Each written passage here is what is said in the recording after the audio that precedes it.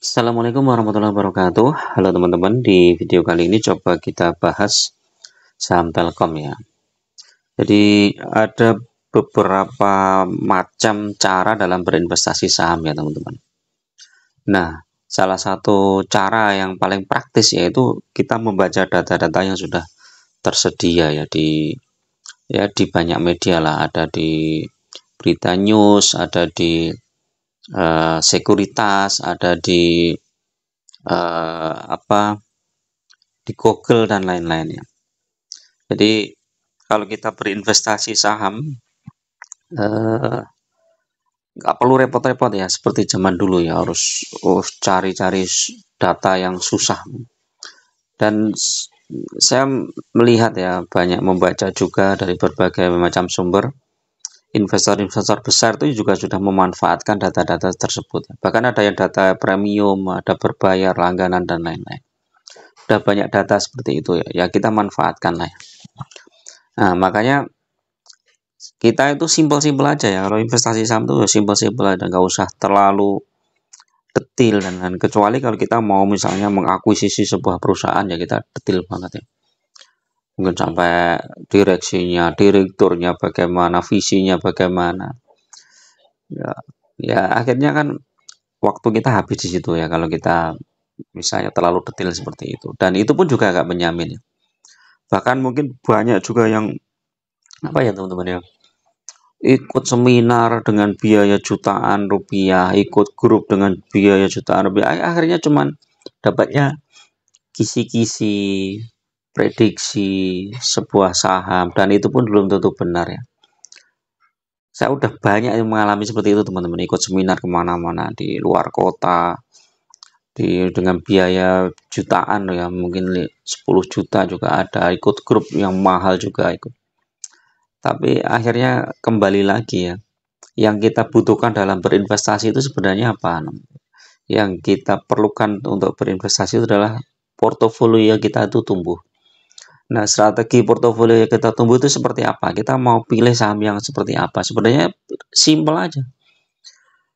Pilih saham yang bagus ya, fundamental bagus, kinerjanya bagus, itu aja. Pendapatannya naik, labanya naik. Simple gitu aja. Harga sahamnya terjaga. Udah. Kalau sudah seperti itu ya kita fix udah, nggak usah mikirin yang lain-lain. Jadi investasi saham itu ya itulah apa, nggak usah rumit-rumit lah. Kalau bisa simpel kenapa diperumit? Jadi itu ya teman-teman. Ini untuk nanggapin beberapa komentar yang kok videonya cuma baca data ya. Ya ngapain? Wong kita sudah datanya sudah ada di sini semua kok nggak perlu dibaca. Kalau kalian bisa baca data seperti itu ya monggo silahkan. Kalau ini kan saya bikin video ini kan versi saya dan boleh percaya boleh tidak ya. Kalian kalau nggak percaya silahkan aja lah. Cari data yang lebih detail dari mana, ikut seminar yang harganya puluhan juta buat ikut kemana-mana, boleh-boleh aja, monggo silahkan. Jadi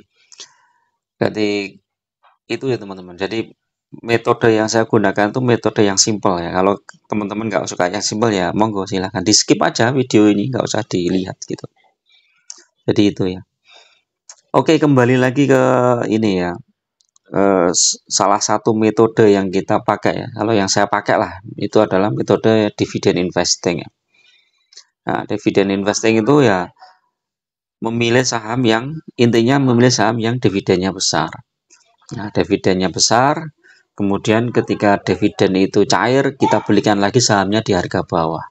Ya, nggak usah melirik-lirik saham yang lain ya. Udah fokus di satu saham itu, begitu dapat dividen, ambil lagi saham itu sampai target tertentu, misalnya 1000 lot, atau 2000 lot, atau 3000 lot. Karena kalau sudah mencapai itu, maka dividen berikutnya itu akan terasa besar, teman-teman. Nah, ini seperti Telkom nih kan. Ada komentar yang saya terjebak di Telkom dengan minus berapa? Sekitar mungkin 14% apa 15% ya. Nah, ini kira-kira bagaimana? Apakah Telkom ini bisa balik lagi ke sana atau enggak? Nah, di video ini akan kita bahas teman-teman ya. Dan ini versi saya nggak memaksa teman-teman harus percaya ya, karena ya setiap orang bisa aja membuat ini ya prediksi gitu, buat prediksi ya, kadang benar kadang salah, itu biasalah. Analisa teknikal juga kadang benar kadang salah, karena apa ya, ya tetap aja ada suatu saham itu ada pengendalinya. Dengan dana yang besar, dengan punya saham yang jumlahnya sudah besar, jadi mereka bisa menurunkan atau menaikkan saham. Jadi ya kita tetap pasti ada inilah, ada risk dan rewardnya lah. Rewardnya kita sahamnya naik, risikonya sahamnya itu turun. Nah, kalau Telkom ini bagaimana teman-teman? Ya, ini coba kita lihat ya.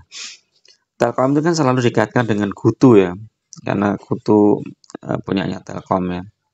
Nah, selama Kutu itu masih rugi, masih ini ya, Telkom itu akan susah sekali untuk gerak ya. Walaupun Kutu itu udah mulai membaik teman-teman ya, dari harga Rp50 itu udah berapa itu ya? Sekarang udah berapa? Udah 70-an ya.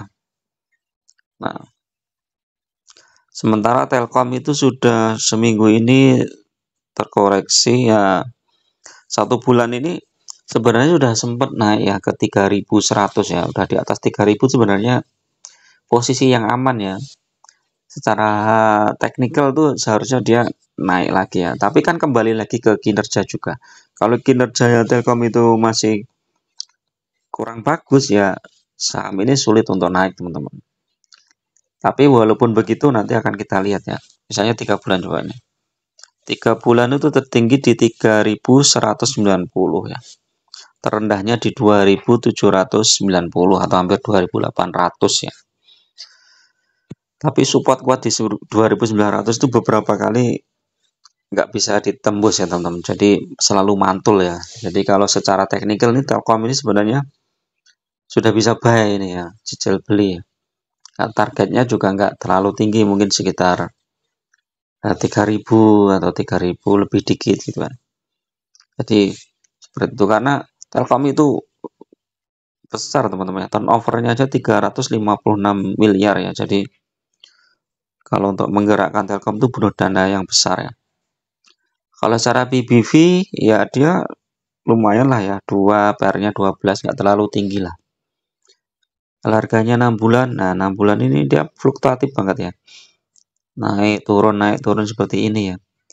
Di bulan Juni turun drastis, kemudian Juli akhir naik, Agustus turun, September naik, Oktober turun. Nah ini mudah-mudahan November nanti bisa naik lagi, mudah-mudahan seperti itu ya. Kalau year to date coba, year to date turun ya, masih downtrend ya. Nah 1 tahun juga downtrend. Nah ini kalau teman-teman misalnya masuk di Telkom di harga berapa ya, 4.200 lah ya misalnya ya, 4.200, sekarang tinggal 2.900 ya, masih minus 1.300 ya, atau 30% ya. Sementara kemarin dividennya cuma berapa ya, 7% kalau nggak salah ya, 7% dividennya. Coba cek dividen yield 6% ya, jadi atau 178, jadi masih minus banyak nih teman-teman kalau masuk di harga tinggi ya 4.200. Tapi kalau teman-teman masuknya di sekitar 3.400 misalnya, 3.400 itu berarti dikurangi 2.900, 500 poin dikurangi dividennya berapa? Tadi 178.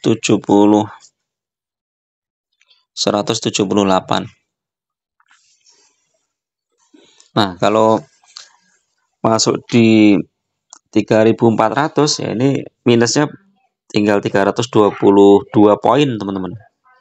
Nah ini kalau 322 poin ini, anggap aja nanti dividennya tahun depan itu sama ya, 170-an, jadi minusnya tinggal sedikit ya, tinggal 150-an. Jadi kalau Telkom ini naik ke naik 200 poin aja lah ya, 2.900 ditambah 200 poin, naik ke 3.100 itu udah cuan ya teman-teman. Apalagi kalau teman-teman pakai metode menggulung dividen ya. Jadi misalnya gini ya, nih teman-teman, kayak ini ya, breakdown ini ya. Punya 3.400 di berapa lot misalnya, 10 lot misalnya. Nah, ini kan 3.400.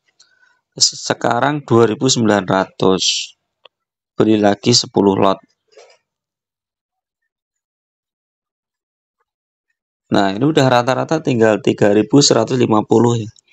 Nah, nanti naik ke 3.100 udah hampir BEP teman-teman. Nah, sudah dapat dividen dan ini sahamnya sudah BEP. Apalagi kalau jumlah lotnya ditambah misalnya 2.900 tambah 10 lot lagi, jadi 20 lot totalnya ya, average down-nya, sehingga di total 30 lot. Nah, ini tinggal 3.000, harga rata-ratanya itu sudah 3.000 ya. Jadi dengan metode seperti itu akan santai teman-teman, walaupun dividennya nggak terlalu besar ya Telkom ini ya.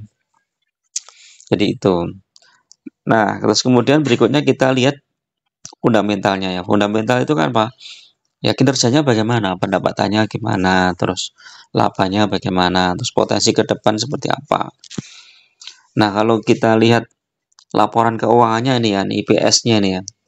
IPS-nya Telkom ini memang berkisar di sekitar 60-an teman-teman. Di triwulan 1 ini dari 2021, 22, 23, 24. Ini 61, 62, 65, 61. Jadi triwulan 1 turun. Kemudian triwulan 2 juga turun ya. Ini kinerjanya kurang bagus ini, makanya sahamnya juga nyungsep teman-teman. Terus triwulan 3 ini juga turun lagi nih, dari 68 ke 60. Jadi potensi IPS-nya itu 238 ya. Jadi kalau 238 dibagi dikali ya 72% lah paling enggak. Nah, potensi dividennya itu ini 171. Kalau 171 bagi harga saham yang sekarang 5,9% ya, hampir 6% lah ya, hampir sama teman-teman. Jadi kalau misalnya kita hold saham Telkom sampai pembagian dividen tahun depan ya, di bulan Mei 2025, itu kita dapat 6% dividen, sama potensi saham Telkom itu naik ya. Kalau saham Telkom ini naik mungkin di sekitar 3.100 saja, itu kita udah cuan. Tidak rugi lagi gitu ya, karena udah dihitung dividennya udah 2 kali. Jadi misalnya dividen 2 kali, 1 kalinya 6%, 6% kan udah 12%. Sudah profitnya 12% ya. Jadi kalau misalnya teman-teman sekarang rugi 15% apa, ini minusnya itu sebenarnya udah kecil ya. Tinggal nambah lotnya aja, saat sahamnya itu turun kita tambah lotnya. Jadi udah sesimpel itu teman-teman ya. Dividen investing itu simpel banget ya. Apalagi kalau teman-teman pilih yang saham-saham yang dividennya besar seperti saham-saham sektor batu bara itu kan, dividennya di atas 10%. Ya itu beli di pucuk aja nggak masalah. Oh, nanti sahamnya minus 20%, tapi kita dividen 2 kali udah di atas 20%. Apalagi kalau pakai metode menggulung dividen udah pasti lebih cuan lagi ya. Mungkin 2 tahun sudah sudah cuan, tahun berikutnya cuan lagi, tahun berikutnya udah cuan lagi, tambah gede karena jumlah lot kita itu akan bertambah terus. Jadi itu ya. Nah, kalau kita lihat beritanya nih ya, Telkom ya. Telkom beritanya apa nih? Banyak juga nih beritanya Telkom nih. Sempat cari di mana ya Telkom?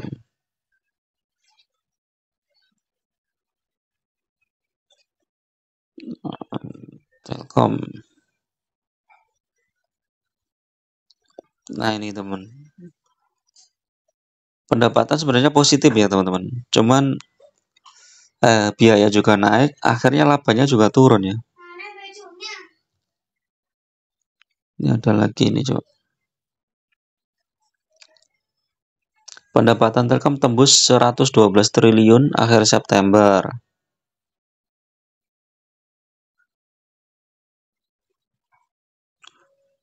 Nah ini ya.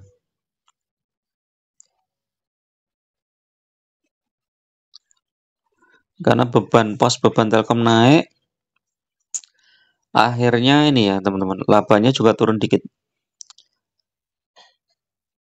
Mencetak laba usaha 32 triliun, turun 7,24%. Jadi Telkom itu masih tertekan nih teman-teman. Alhasil laba Telkom turun hingga 9% atau 17,6 triliun. Ya, kalau labanya turun ya otomatis harga sahamnya mau bergerak naik juga susah ya. Paling kalau naik-naik pun naik-naik tipis ya, mungkin sekitar 100 sampai 150 poin, mungkin di sekitar itu aja. Kecuali nanti ada isu yang lebih strategis yang membuat saham Telkom ini akan lebih bagus lagi. Jadi intinya teman-teman, kalau punya dana average down di bawah, nah nanti tinggal tunggu sampai dividen berikutnya dan itu udah pasti cuan teman-teman ya. Kalau kita lihat historisnya Telkom itu bulan-bulan akhir ya, mulai Januari atau akhir Desember itu biasanya naik teman-teman. Historisnya seperti itu. Oke, itu dulu teman-teman untuk review saham Telkom ini. Mudah-mudahan bermanfaat bagi teman-teman yang ingin gabung di grup. Monggo silahkan klik gabung. Teman-teman harus subscribe dulu, nanti gabung. Biayanya murah ya, cukup traktir kopi aja lah. Kita bisa sharing-sharing dan saya bisa bedah portofolio juga kalau teman-teman mau tanya tentang portofolio. Dan ya mungkin ini pendapat saya ya, jadi teman-teman bisa mempertimbangkannya lah. Nggak 100% benar ya, pasti ada kelemahannya juga. Yang penting teman-teman terhindar dari beberapa jebakan ya dalam saham ya. Jangan sampai investasi teman-teman itu sudah dananya susah-susah mencari, tapi kemudian dalam waktu singkat habis di saham. Oke, terima kasih. Assalamualaikum warahmatullahi wabarakatuh.